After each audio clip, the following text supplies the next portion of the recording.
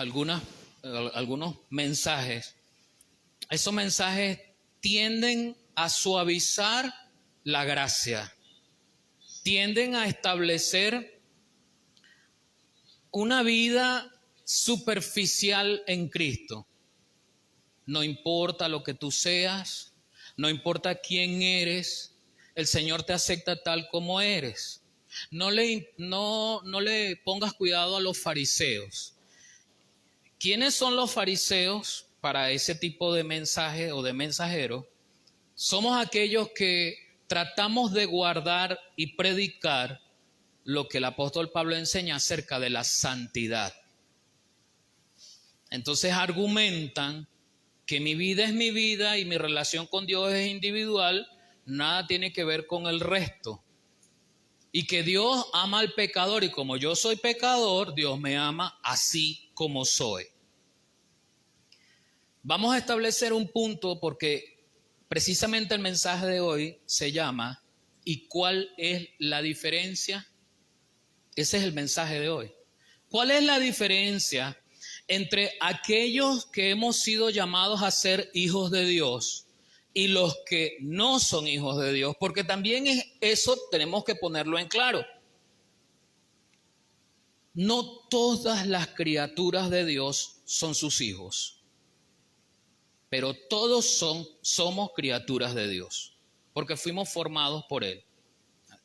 Juan 1:12 nos dice, mas a todos los que le recibieron, a los que creen en su nombre, les fue dada autoridad o potestad para ¿qué? Para ser llamados hijos de Dios. Entonces, no todo el mundo que vive en el globo terráqueo es hijo de Dios, aunque diga creer en Dios, porque los demonios creen y tiemblan, hacen mejor que algunos que dicen creer, ni siquiera tiemblan delante de la presencia de Dios. ¿Ve? Entonces, eso nos lleva a tratar de entender que debe haber una diferencia en nuestro modo de conducirnos, en nuestro modo de vida, ahora que somos hijos de Dios. Hay una diferencia. Ubíquense en su Biblia, en el capítulo 5 de Efesios, ya le dije. Vamos a leer del 6 al 8. Usted me sigue en una lectura silenciosa. Yo lo voy a leer en la versión Nueva Biblia Viva. ¿Todos están allí ubicados? Dice así, no se dejen engañar por los que tratan de excusar estos pecados, porque por esos pecados el castigo de Dios viene sobre los que son desobedientes. Versículo 7. No se hagan cómplices de esa clase de personas, aunque ustedes antes vivían en tinieblas, ahora viven en la luz. Esa luz debe notarse en su conducta como hijos de Dios. Fíjense cómo el apóstol Pablo está haciendo referencia a está revelando esa diferencia que debe existir entre el hijo de desobediencia y el hijo de obediencia. Y dónde se manifiesta o dónde se identifica en la conducta. Y la conducta es la expresión externa de lo que internamente yo soy. Entonces, quienes argumentan que el verdadero y más importante cambio es el interno y no el externo, están errados. Como dijo el Señor, erráis ignorando las Escrituras. Porque si hay un cambio interno y por allí comienza el nuevo creyente, el Hijo de Dios comienza con un cambio interno. Ese cambio interno debe manifestarse al exterior.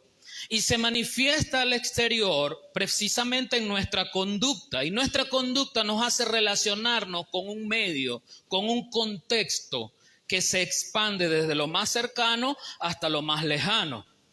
Y la forma en que nos relacionamos tiene mucho que ver, por ejemplo, con el vocabulario. Así que el Hijo de Dios en su interior aprende a cambiar su vocabulario para que ahora su lengua y su boca no profiera maldiciones, groserías, malas palabras, injurias, chismes, murmuraciones. ¿Ves? Comienza adentro, pero se manifiesta afuera. Se manifiesta en la forma como nos relacionamos unos con otros. Así que aquel esposo que era un esposo maltratador y ahora es creyente, nueva criatura, debe convertirse inmediatamente en un esposo amoroso, considerado, en un esposo que tiene en alta estima a su esposa, porque eso es lo que la palabra nos enseña y le dice al esposo. Que la esposa es tan importante para Dios, siendo mujer, como el esposo siendo hombre. Porque en Dios no hace acepción de personas. ¿Se da cuenta?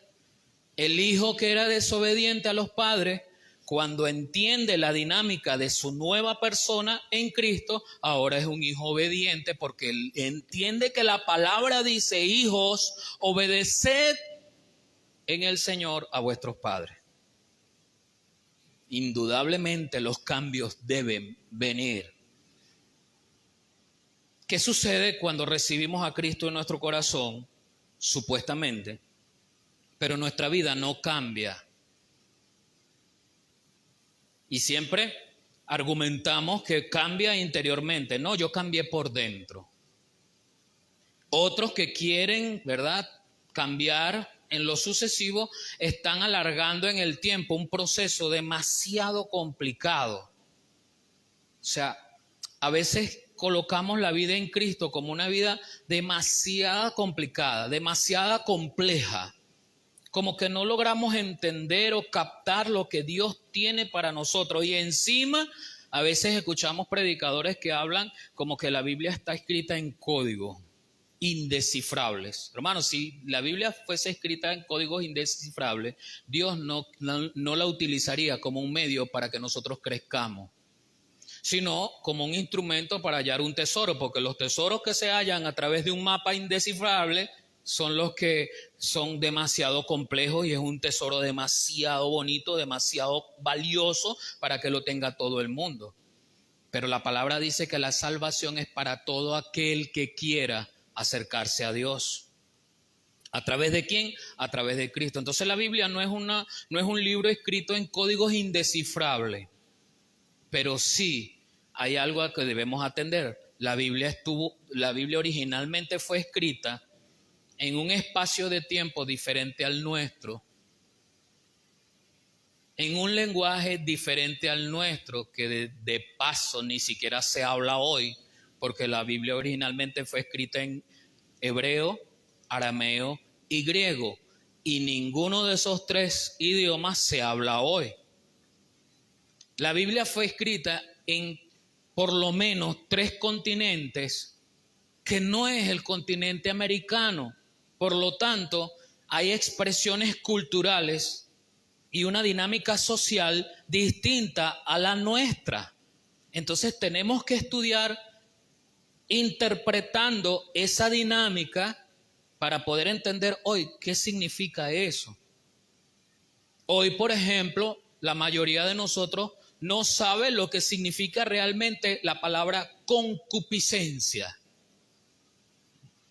Por eso tenemos diferentes versiones de la Biblia donde, si la Reina Valera no nos explica lo que es concupiscencia, aunque por el contexto yo entiendo que es algo malo, hay otras versiones como la PDT, por ejemplo, o la lenguaje actual, que nos explica con otros sinónimos y otros términos más fáciles de entender lo que significa el término concupiscencia. ¿Se da cuenta? Entonces, la Biblia hay que estudiarla, hay que escudriñarla, hay que interpretarla en razón de nuestra cultura, entenderla hoy, pero no está hecha de códigos indescifrables para ver cómo obtener la vida eterna.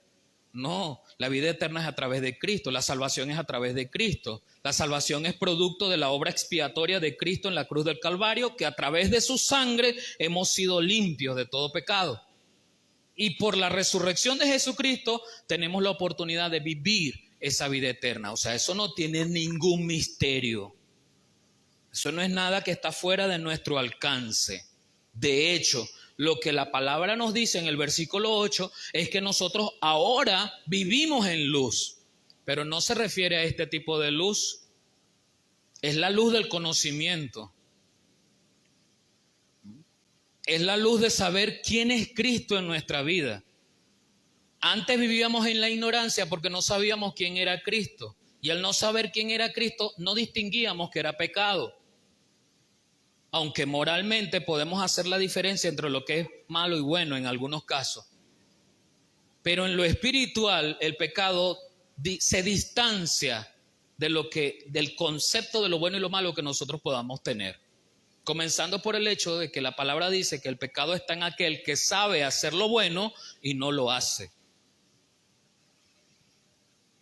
El apóstol Pablo entonces nos da 3 elementos importantes para entender y los cuales nosotros vamos a tocar un poco en esta mañana, en este tiempo que tenemos acá. Por un lado, nos está señalando que no debemos dejarnos engañar, así que hay una responsabilidad que tenemos. Y esa responsabilidad en parte es del pastor, pero la mayor parte es suya. La mayor parte es suya. Porque incluso el pastor puede, con intención o sin intención, engañarle. Y nadie podrá delante del Señor decir, cuando Dios le diga, mira, pero ¿por qué tú estabas practicando esto? No, porque el pastor dijo, no. No puedes porque tú estabas en la luz de Cristo, tenías la palabra en tu mano, y podías estudiar y discernir. Eso no le quita responsabilidad al pastor que haya enseñado mal. Recuerde que la palabra dice que los pastores deben dar cuenta. Daremos cuenta no de su vida, no de sus decisiones como con quién se casó, porque yo no soy su papá.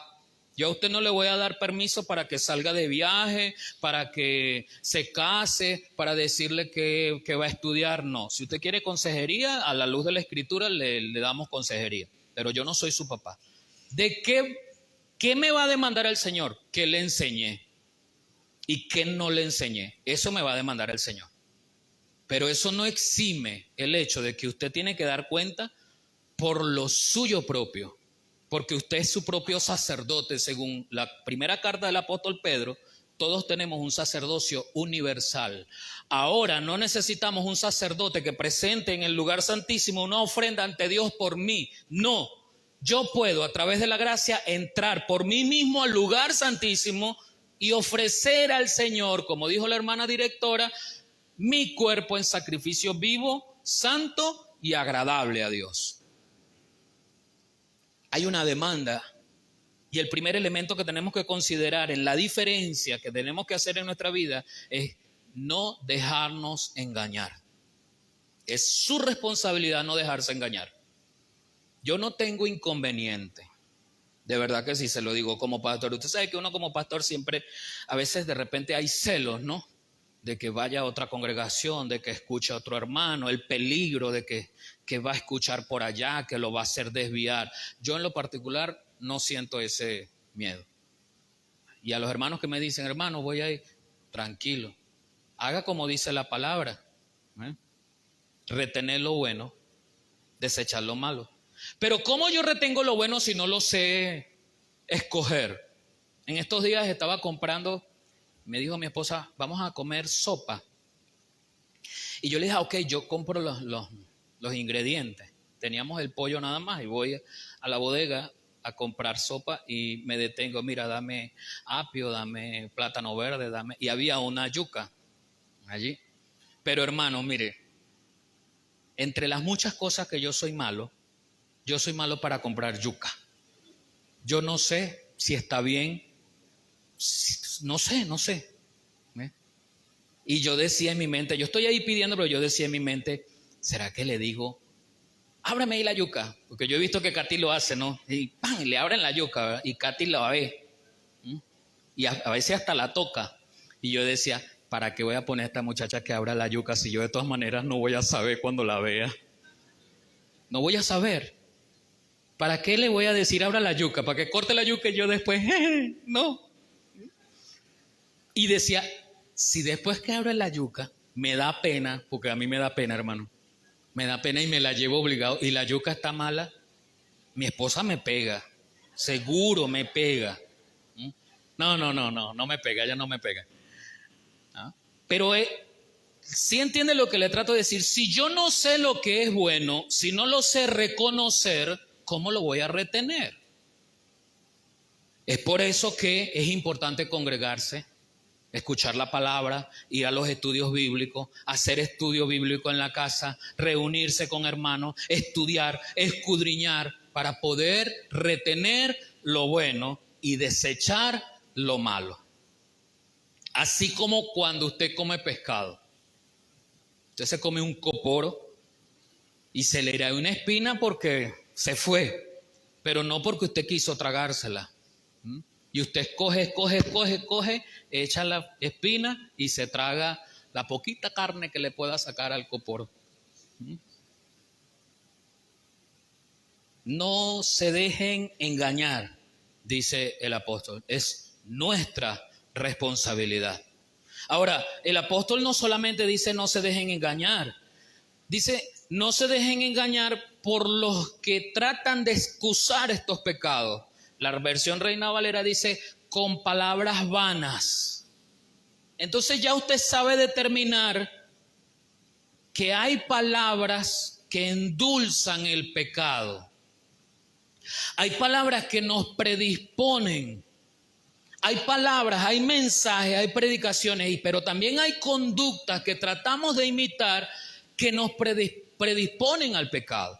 Y el apóstol Pablo es certero en decir, no solamente no se dejen engañar, sino cuál es el medio en que generalmente viene el engaño, a través de palabras vanas.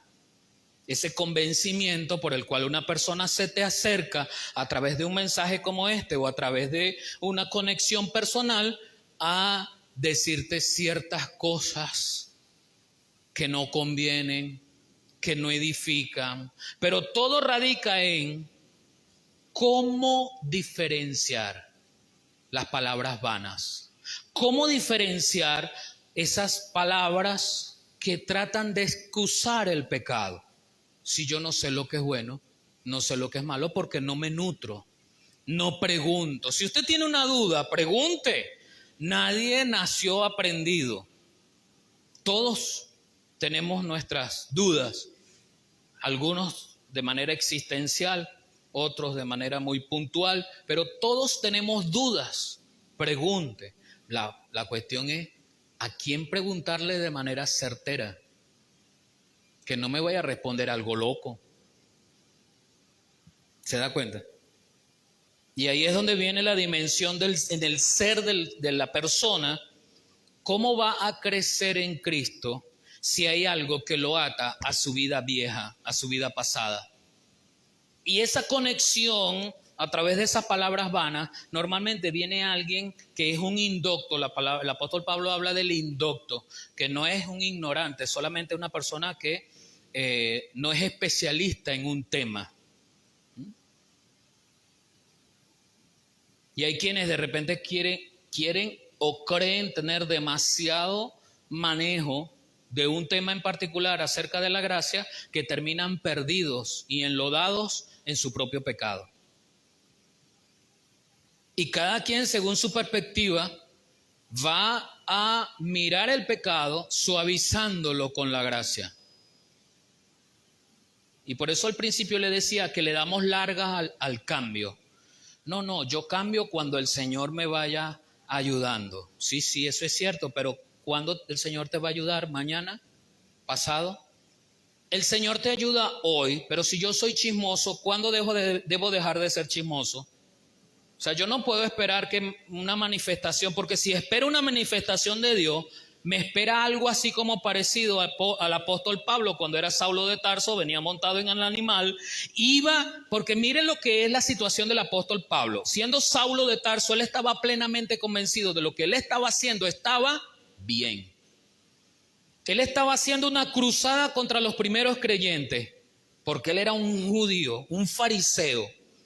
Y según su propia perspectiva, él estaba obrando bien porque estaba llevando a esos herejes ante la justicia.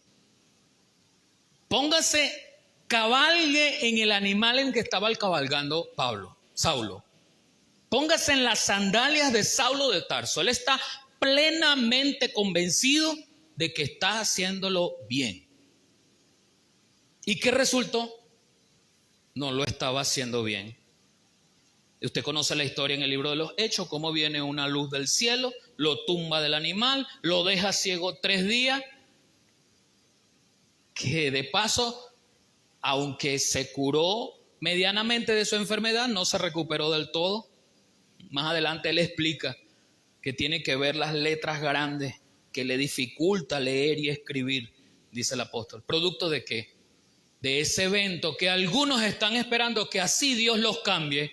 ¿Quiere usted que Dios los cambie así? Que lo tumbe del animal donde usted va, que supuestamente es bien lo que estoy haciendo. David tiene una perspectiva diferente en su caminar y le pregunta y le dice a Dios: examíname, oh Dios, y ve si hay en mí camino de perversidad. Así que hay preguntas que diariamente yo le puedo decir al Señor, o le debo decir al Señor: ¿estará bien esto, Señor? No debo aspirar solamente a escuchar audiblemente su voz, si para eso Él se ha comunicado conmigo.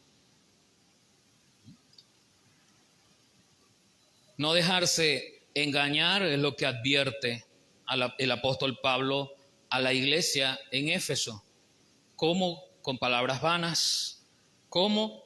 Con palabras que tratan de enmascarar conductas antiguas, de suavizar una conducta que le estoy dando largas en el tiempo y que yo no decido dejarla. La mayoría de los mandamientos que están puestos en la palabra están puestos para que yo los haga. Quiere decir que buena parte del cambio, después que Cristo me ha transformado y conozco el poder de la gracia, dependen de mí, de mi estructura mental, de lo que yo consumo de la palabra para decidir dejar o continuar practicando la maldad. Pero no voy a saber la diferencia si no aprendo cuál es la diferencia. En el libro, en la carta a los Romanos, capítulo 1, versículo 18, hay una advertencia. Y esa advertencia pasa desapercibida para nosotros porque creemos que no tenemos nada que ver con eso. Y el apóstol Pablo le dice a los romanos: porque la ira de Dios se revela desde el cielo contra toda impiedad e injusticia de los hombres que detienen con injusticia la verdad. Romanos 1, 18.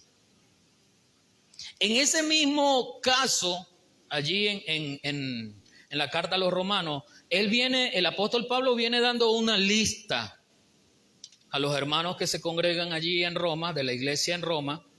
Él viene dando una lista y me llama la atención, hermanos, que esa lista que el apóstol Pablo entiende y enseña, habla de la conducta, pero ojo, escúcheme, habla también de la complacencia. Es posible que yo no tenga esa conducta de esa lista, versículo 25 en adelante. Pero el último versículo del capítulo 1 de Romanos 1, el versículo 32, es claro y definitivo. Dice la versión textual: quienes habiendo entendido, escúcheme, quienes habiendo entendido el pronunciamiento de Dios, que los que practican tales cosas son dignos de muerte. ¿Cuáles son esas tales cosas? Usted en su casa va a llegar y leer Romanos 1, sobre todo, 25 en adelante, y ahí hay la lista de cuáles son esas cosas. Y dice: son dignos de muerte los que la practican. Ah, ok, yo no la practico, pero voy a ver cuál es la diferencia. Ay, Dios, aquí se me complica la cosa un poco, porque el apóstol entonces dice: y no solo de los que la hacen, sino también de los que se complacen con los que la practican. Dios mío, estoy en un lío. Estoy en un lío.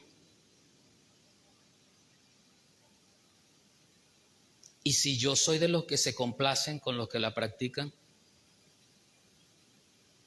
Le he dicho con alguna frecuencia que conocí a algunas mamás que sabiendo que su hijo tenía una esposa, le recibían en su casa a la querida. Mamás creyentes. ¿Ella es adúltera? No, porque con su cuerpo ella no está adulterando, pero ella se complace porque está permitiendo que su casa sea resguardo y seguridad para la amante de su hijo. ¿Se da cuenta? ¿Se está dando cuenta cómo entro en esa lista también? Porque no entiendo, dice el apóstol, quienes habiendo entendido el pronunciamiento de Dios, entonces no entiendo. Y no entiendo no porque yo sea bruto, entiendo porque no escudriño la palabra. Me es fácil identificar que yo no practico tal y cual cosa. Pero cuando yo soy un canal donde la murmuración o el chisme se va como un carro en una autopista a 100 por hora, yo me complazco también en escuchar esos chismes, esas murmuraciones. No vas a impedir que una persona quiera murmurar delante de tu presencia, pero sí puedes impedir quedarte o dejar que esa murmuración circule en esa autopista. Porque son dignos de muerte los que la practican, pero también los que se complacen. ¿Sabía usted que Timoteo, el joven pastor, discípulo de Pablo, tuvo una de las muertes como mártires más estrepitosas, horrible?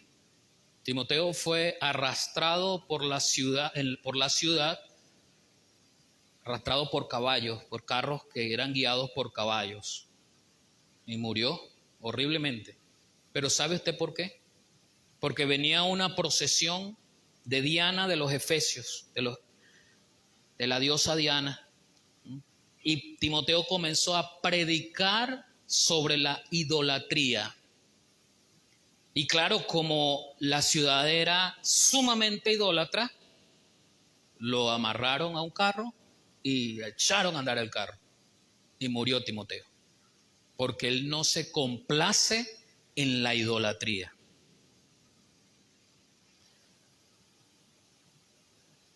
Dice Primera de Juan, capítulo 4, versículo 1, porque seguimos en la dinámica de tratar de identificar de dónde vienen esas vanas palabras, de dónde vienen esas palabras seductoras, que nos hablan y tratan de enmascarar el mal. Dice Primera de Juan, capítulo 4, versículo 1, amados, no creáis a todo espíritu. Aquí la palabra espíritu no está haciendo referencia a la manifestación espiritual de algo, de una entidad invisible. Está hablando al ánimo con que un predicador o una persona habla. ¿Sabe que cuando uno está predicando o cuando uno va a hablar con una persona, uno tiene un propósito, uno tiene ese mensaje que voy a dar, tiene un propósito? Eso aquí es lo que hace la conexión con espíritu, o sea, ese ánimo. Por eso dice, amados, no creáis a todo espíritu, sino probad los espíritus si son de Dios. Un hombre que se para aquí a hablar no necesariamente es un hombre de Dios, así diga aleluya, gloria a Dios. Así diga a Dios tantas veces que usted pierde la noción. No. Un hombre se para aquí a hablar del mensaje de la palabra porque tiene autoridad, pero la autoridad no viene porque simplemente yo diga yo tengo autoridad.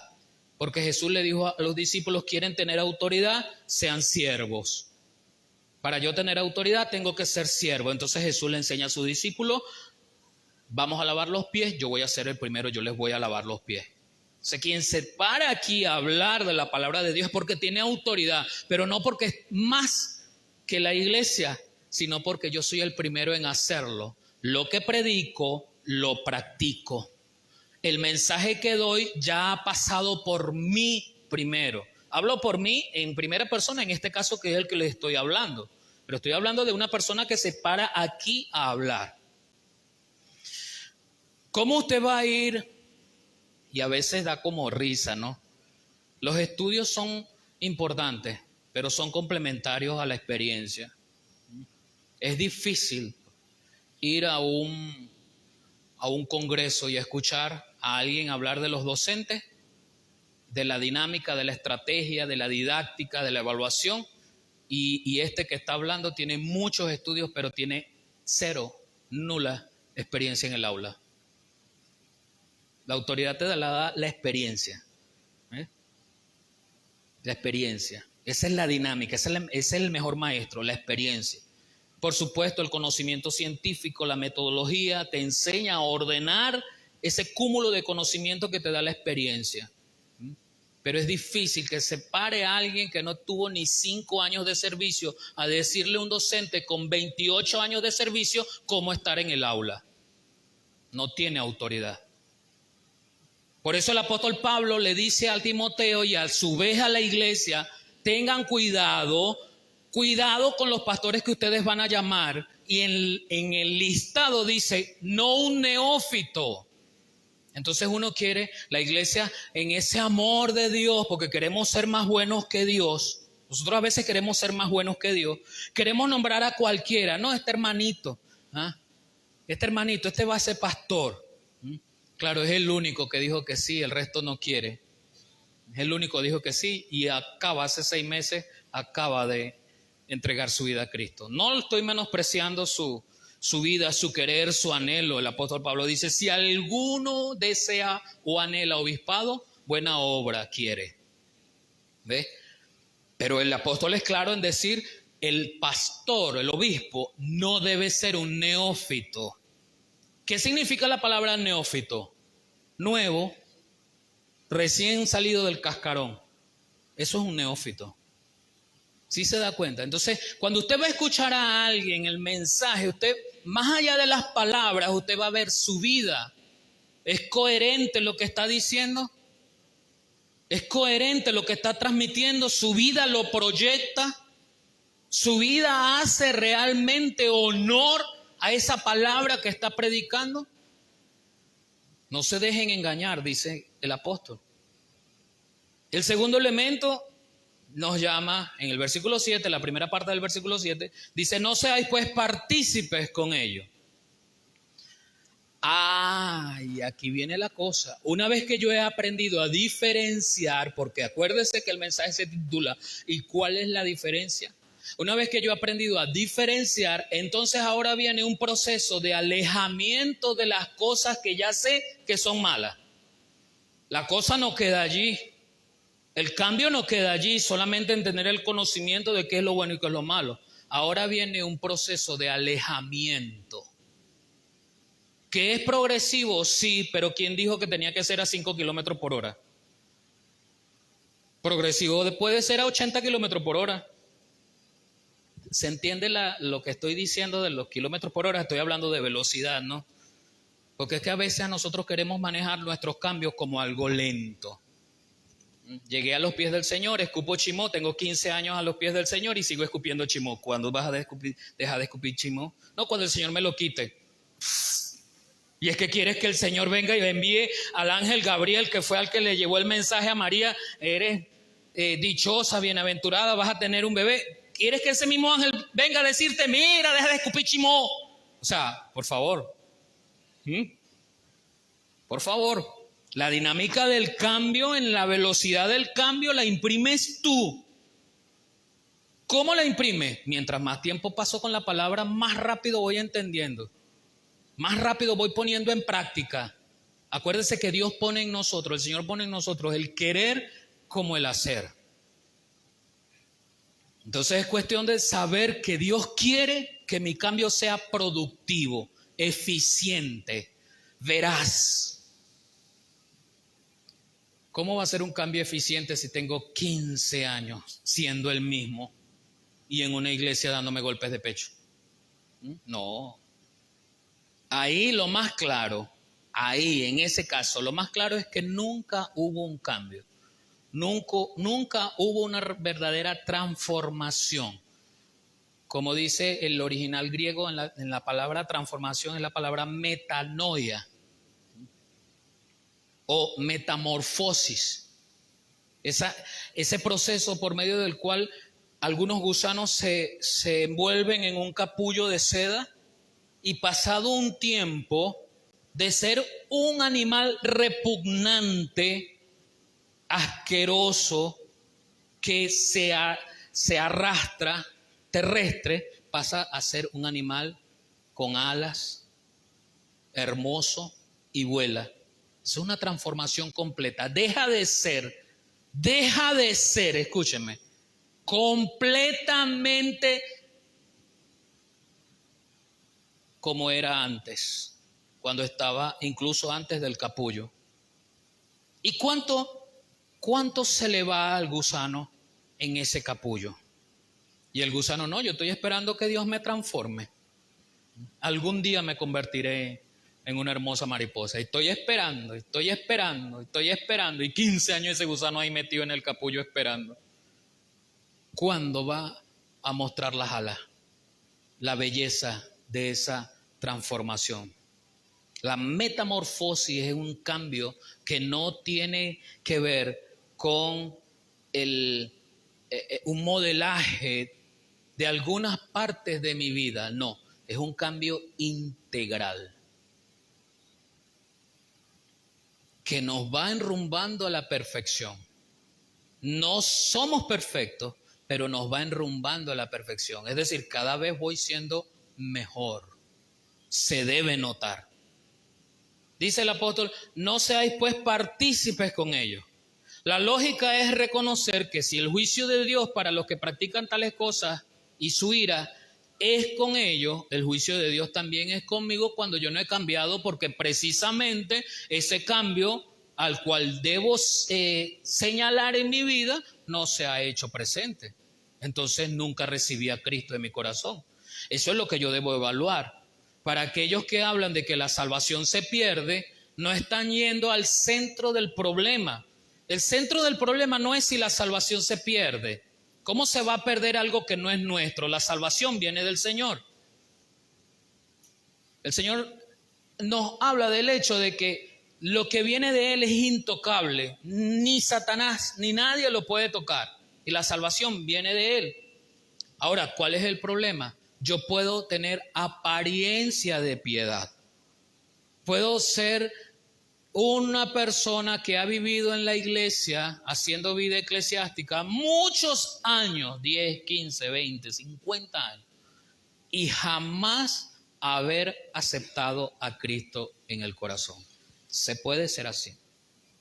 Por algo, escúcheme, por algo el Señor nos habla y nos dice que en el tiempo final, que estemos delante de Él, a muchos les dirá, no os conozco. ¿Por qué? Porque nunca fuiste inscrito en el libro de la vida. No te conoce porque nunca tuviste una relación con Él. ¿Y cuál es la excusa del que está allá? Señor, si en tu nombre echamos fuera demonios, si en tu nombre yo canté mucho, si en tu nombre yo predicaba todos los domingos, si en tu nombre yo ayudaba a las hermanas a hacer hallaca que llevábamos y arepa que llevábamos al hospital. ¿Y qué va a decir el Señor? No os conozco, porque la salvación no es por obra, es por gracia, para que nadie se gloríe. Y la gracia a través de Cristo. Entonces yo no puedo perder la salvación si nunca la tuve. ¿Cómo voy a perder algo que nunca la tuve? Es como si yo me venga a parar aquí y les diga, hermano, se me perdió el perrito. ¿Cuál perrito si yo nunca he tenido un perrito? Nunca he tenido un perrito. Ni un perrote tampoco. Sí, me explico, hermano. Sí me agarra la idea. La salvación no se pierde para aquellas personas que nunca la han tenido, pero fueron capaces de vestirse de piedad, de aparentar. Entonces el apóstol Pablo dice, no sean cómplices. Ahora, ¿por qué no debemos ser cómplices? Mire, vaya en su Biblia a la segunda carta a los Corintios, capítulo 6, versículos 15 y 16.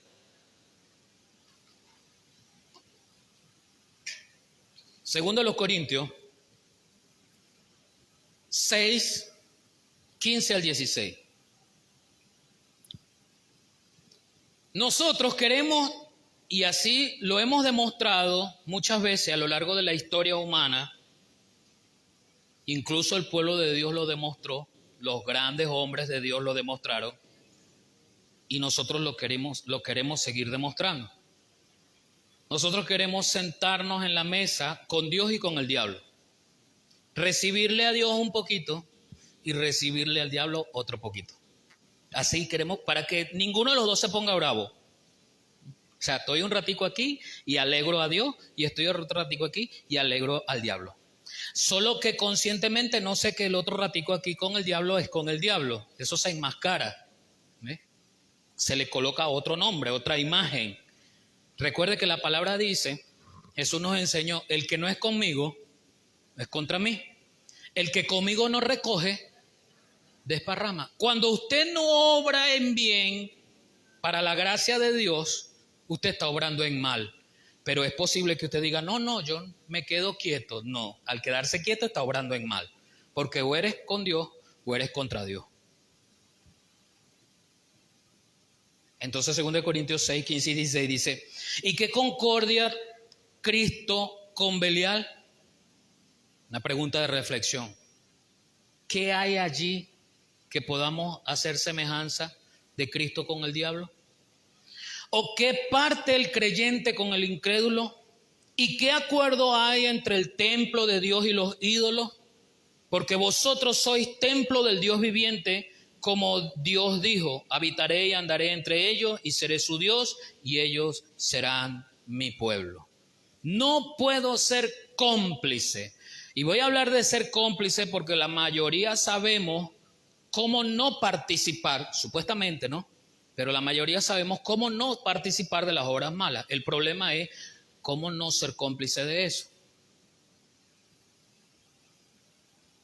En mi llamado a la santidad que hace la palabra, yo debo diferenciar cómo yo estoy separado, llamado a ser santo.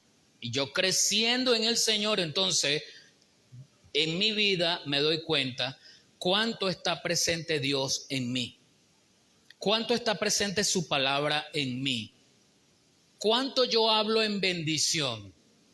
Una de las dinámicas más poderosas que tiene el enemigo para colocar en nosotros esos problemas existenciales es la mente. Todo comienza por la mente. La batalla del ser humano comienza por la mente. La mente hablo de la mente, no del cerebro como órgano. Hablo del hecho del procesamiento de los pensamientos y las emociones. Porque aun cuando de repente hemos sido enseñados y creemos que el alma, y a veces uno señala el corazón, está aquí, el que está aquí es el órgano, el corazón, el órgano que bombea sangre. Tum, tum, tum, tum. Pero las emociones, los pensamientos, el conocimiento, lo cognitivo, el procesamiento de la información está aquí en el cerebro. El cerebro está compuesto por dendritas y, ¿cómo se llama? Neuronas que se conectan unas con otras a través de impulsos bioeléctricos, y ellas van recibiendo y pasando información. Eso es lo biológico, ese es el funcionamiento biológico. Claro, no es así de simple, ¿no? Allá la doctora y la psicóloga nos pueden dar una clase magistral acerca de eso. Yo no puedo, no soy profesor, pero no soy nada especialista en medicina. Pero no me interesa decirle cómo es el funcionamiento físico del cerebro. Me interesa decirle que la batalla del ser humano comienza en la mente, comienza en los pensamientos. Por eso el apóstol entonces le enseña a los romanos que nosotros debemos ser transformados por medio de la renovación de nuestro pensamiento, de nuestra mente. Ahora, ¿qué ingresa a nuestra mente a través de nuestros sentidos? Ellos son los que alimentan nuestra mente. Lo que yo oigo, que es uno de los sentidos que me permite conectarme con mi alrededor para absorber lo que yo veo, lo que yo toco. O sea, 3 de los sentidos que me permite absorber lo que yo gusto, o con la lengua, pues, que es el órgano que me permite tener el gusto, salado, dulce, simple, amargo. Todo eso llena mi pensamiento. De modo que un joven sometido por mucho tiempo a la pornografía es un joven que no va a valorar a la mujer, no no va a valorar a su esposa y viceversa. Una mujer sometida a la pornografía no va a valorar a su esposo. Un joven, un niño que nació, creció, se desarrolló en medio de un hogar violento, su pensamiento lleva el mismo patrón de violencia para ponerlo en práctica en su futuro hogar, si es que lo tiene. Esa es la dinámica de la mente, esos patrones conductuales que a través del pensamiento y de algo que yo estoy luchando, y les comparto esa lucha porque también les he dicho con frecuencia, no solamente del pensamiento, sino del sobrepensamiento. Pensar y entonces ponerle a ese pensamiento otro pensamiento arriba. Y siempre con regularidad coloco el ejemplo de cuando sentimos que un hermano no me saluda. No me saludó, es el pensamiento básico. El sobrepensamiento es, seguro está bravo conmigo. ¿Ves? Yo coloqué un sobrepensamiento encima del primer pensamiento, que no está mal, es un hecho. No me saludó, ese es el primer pensamiento. Ese primer pensamiento debe quedar allí. Vamos a orar, Señor, ayúdame. Reprendo ese mal pensamiento, ese sobrepensamiento. Porque la batalla del ser humano comienza en la mente. Entonces, si yo no soy transformado en la mente y no absorbo lo que la palabra me dice a través de la lectura, a través de la comunión, a través de la relación, entonces no voy a crecer ni cambiar desde mi mente. Y eso no va a ser manifiesto en la conducta. Estoy acuñando un término. Digo acuñando no porque yo fui el que lo inventé, no, en ninguna manera, pero estoy haciéndolo práctico en la vida eclesiástica como pastor. Y es que, ¿cómo pretendemos que en la iglesia haya llaneros solitarios? ¿Sabe la serie esa del llanero solitario, no? Entonces uno trae esa idea del llanero solitario, el hecho de una persona que siempre está sola, no tiene comunión, no tiene relación, no tiene vida con más nadie que con él mismo. Y creemos ser creyente. Ese que dice ser creyente pero no se congrega, no tiene pastor, no tiene hermano. ¿Dónde crece? La palabra nos dice que nosotros somos miembros del cuerpo de Cristo. Y en el cuerpo de Cristo estamos conectados por las coyunturas. Y por esas coyunturas crecemos. Eso lo dice la palabra, no lo estoy diciendo yo. Pero si yo no hago vida eclesiástica, si yo no tengo relación con los hermanos, si no tengo un pastor, ¿cómo crezco? No pueden haber llaneros solitarios. Hijos de Dios, llaneros solitarios, no hay. No hay. Yo soy integrado al cuerpo invisible de Cristo. Es esa comunidad a nivel global que no nos conocemos, pero que hemos creído en Cristo.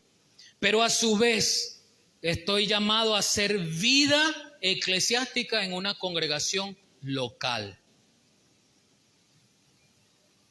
donde hay un pastor que enseña, unos hermanos que se alegran conmigo, que quizás me celebran el cumpleaños, pero si no me lo celebran, yo les celebro a ellos los cumpleaños, porque aquí no se trata de que yo soy la víctima. Si a usted no celebran un cumpleaños y no nos hemos acordado del cumpleaños suyo, primero, perdónenos. Segundo, súmese a celebrar los cumpleaños de los demás. Felicite, no nos hagamos víctimas. Compartía con unos hermanos en estos días, bueno, allá donde estaba predicando, y les decía, normalmente nos victimizamos y hacemos la canción esa que yo se les he dicho, esa canción del preescolar. Bueno, del preescolar de antes. Primero ahora es educación inicial. Y era el preescolar de antes. No sé si ahora se canta o no. Esa canción del gusanito. Nadie me quiere, todos me odian, mejor me como un gusanito. Le quito la cabeza, le saco lo de adentro. Qué rico gusanito. O sea, yo soy el gusanito, ¿ves? Nadie me quiere. Y a veces estamos así en la congregación, nadie me mira. Mira, hermano, qué vergüenza para mí que hasta hoy lo estoy arrastrando con mi hermano Luis y Yusmari, con su niña Vanessa. Ya, yo la presenté, la llamé y en mi mente ella se llama Sofía. No, Samantha. Samantha, en mi mente ella se llama Samantha. Y en estos días, hace una semana, estábamos en la cama. Y en la cama siempre mi esposo y yo hablamos de ustedes. Para bien, hermanos, para bien.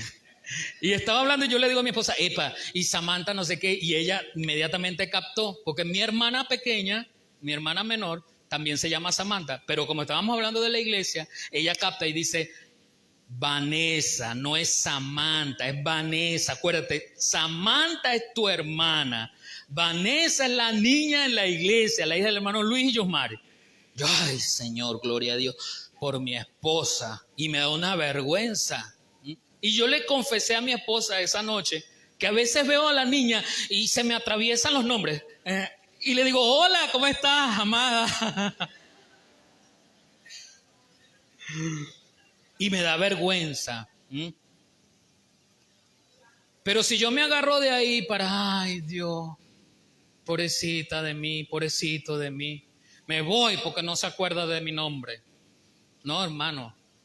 Vanessa, sí lo dije bien, ¿verdad? Vanessa superó esa confusión. Ella ni se acuerda, yo soy el que me acuerdo, hermano. Pero ella superó esa confusión y ni pendiente. Gloria a Dios por Vanessa, hermano. No podemos ser víctimas. El apóstol nos llama precisamente a no ser cómplices, a identificar y finalmente, una vez que yo he sabido, estudiado e identificado, he podido entonces no ser cómplice, comenzar un proceso de alejamiento de esas cosas malas. Lo último entonces es mostrar, evidenciar una nueva conducta, que es la última parte del versículo 8 en el que estábamos leyendo. El versículo 8 dice completo, aunque ustedes antes vivían en tinieblas, ahora viven en luz. Entonces la última parte dice, esa luz debe notarse en su conducta. Alguien que lea la versión Reina Valera, voz fuerte. ¿Cómo dice esa parte? El 8, sí.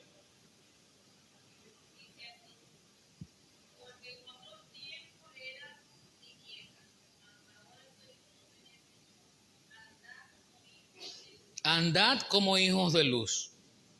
Esta versión que les leí de la Nueva Biblia Viva es un poco más congruente para que entendamos qué significa andad como hijos de luz. Entonces el apóstol escribe, la traducción dice así, esa luz debe notarse en su conducta. Entonces eso de ser, hermanos, un creyente tipo superhéroe, la mayoría de los superhéroes tienen doble vida. Se enmascaran, se ponen un traje, salen convertidos en un héroe, pero para vivir una vida normal se quitan ese traje y viven su vida normal. Así pretendemos ser creyentes.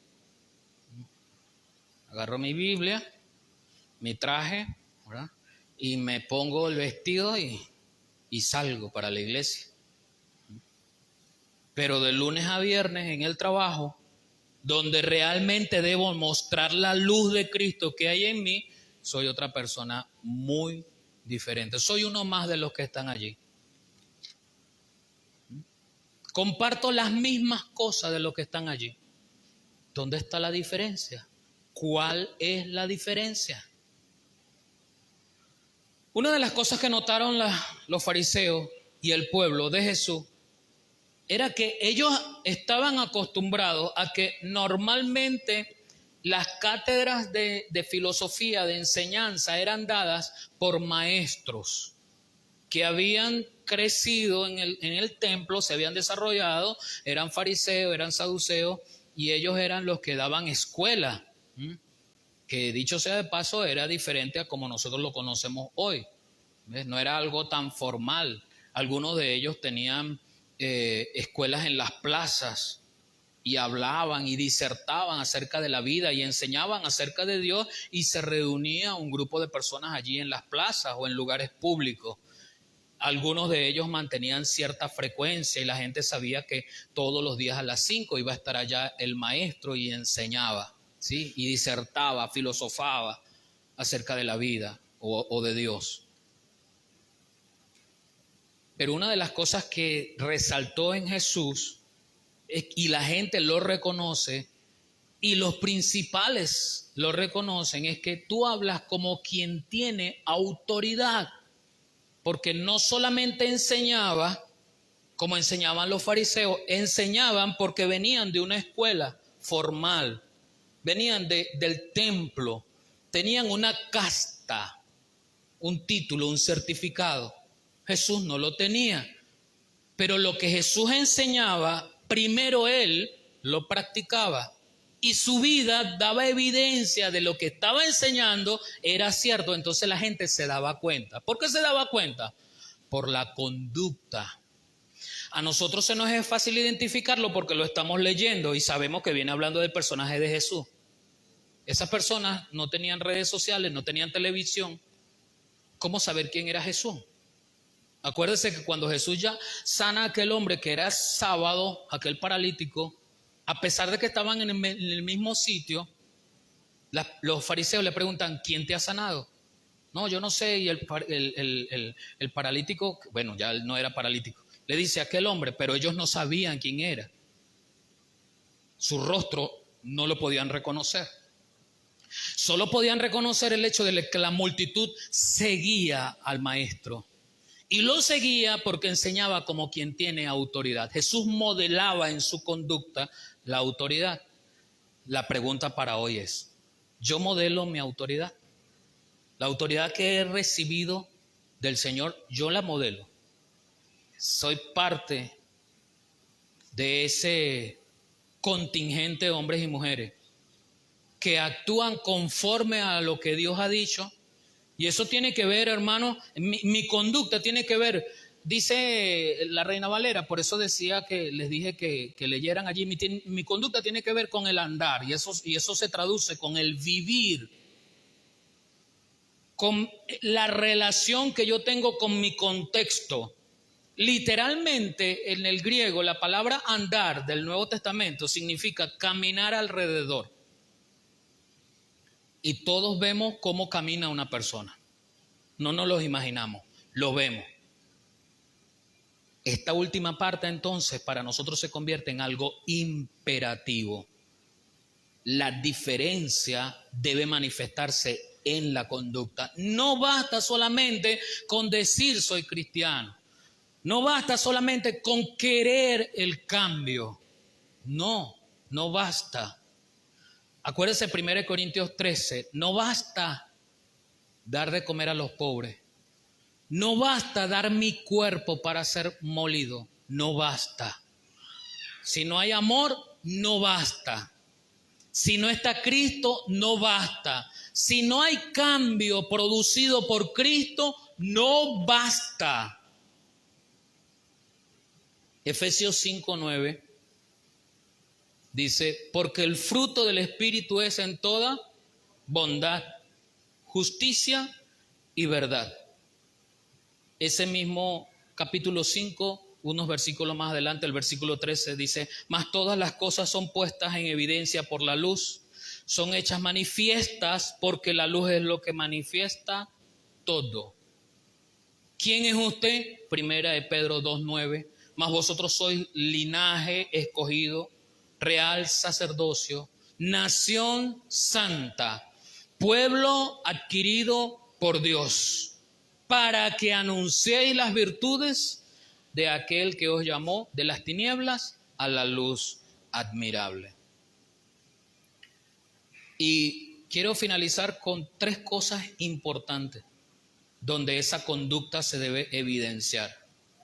Esa conducta se debe evidenciar, hermanos, en mi actuación, en lo moral. Lo espiritual no solamente se queda en lo invisible, ese cambio espiritual no se queda en lo invisible, ese cambio espiritual transforma lo moral en mi vida. La gran pregunta es, ¿qué es moral? La gran pregunta es, ¿qué acepta la sociedad donde yo vivo?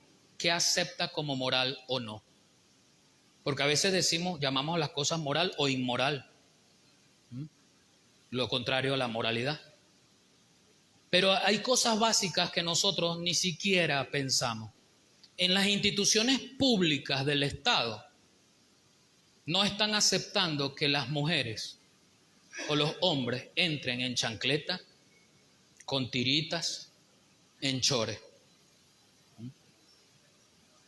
No es moral. No, aquí a la iglesia, pues no me critiquen a mí, yo me vengo como yo quiera. ¿Sí me explico? No estoy diciendo que eso es lo único, estoy poniendo un ejemplo. La conducta nueva trasciende a la relación, a lo social. Entonces ahora ya en mi boca no puede estar eso de que, yo hablo así regañado, así llevo tiempo hablando y así se acostumbra. No, Señor, porque si eso es un impedimento para que yo me relacione bien, entonces esa es una de las cosas que Dios quiere cambiar y yo tengo que cambiar. La forma como me comunico con los demás. No es que los demás tienen que aceptarme como yo soy, porque si tú tienes derecho, yo tengo derecho a que no me griten. Tengo derecho a que se me hable bien, con respeto. Entonces en mi cambio que me proporciona Cristo, viene el hecho de ahora de lo social, la forma como me relaciono. Y finalmente, en la sabiduría. La sabiduría distingue de la inteligencia, porque no es solamente el cúmulo de conocimiento, sino la forma que voy a utilizar ese conocimiento. Así que tiene más que ver con el discernimiento.